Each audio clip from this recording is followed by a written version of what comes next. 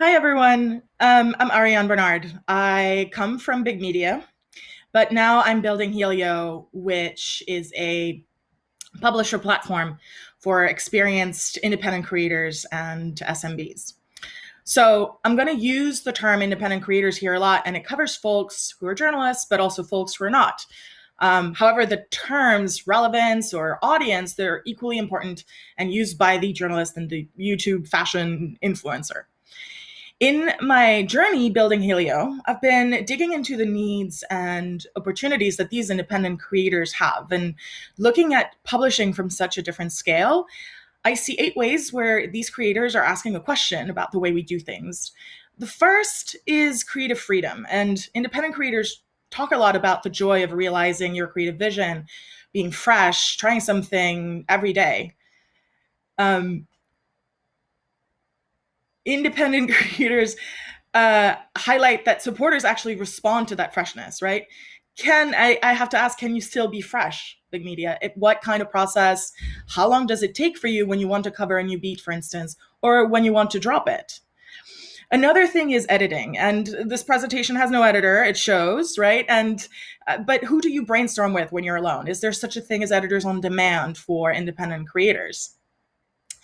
Um, Independent creators do want editors, but not in the way they feel that big media provides it.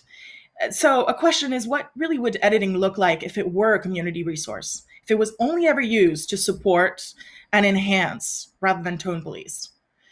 An unaffiliated relationship is a really authentic connection, and big media affiliation, of course, provides legitimacy, but the particularity of voice is often lost, and yet voice is often the primary draw of the one person media publisher.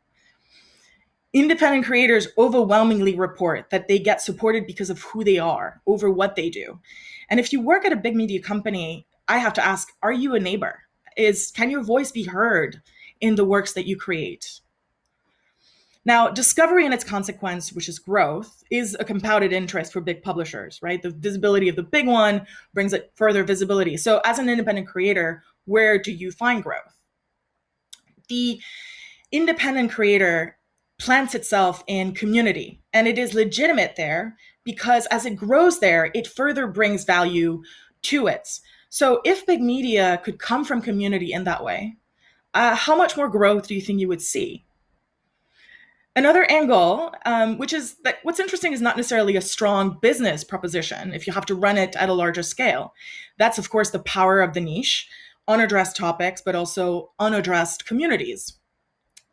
The independent creator is limber, and the equation of solving that financially viable and interesting equation becomes solvable.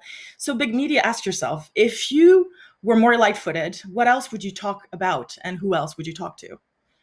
Then there's the question of monetization and pricing, which asks a question of value exchange.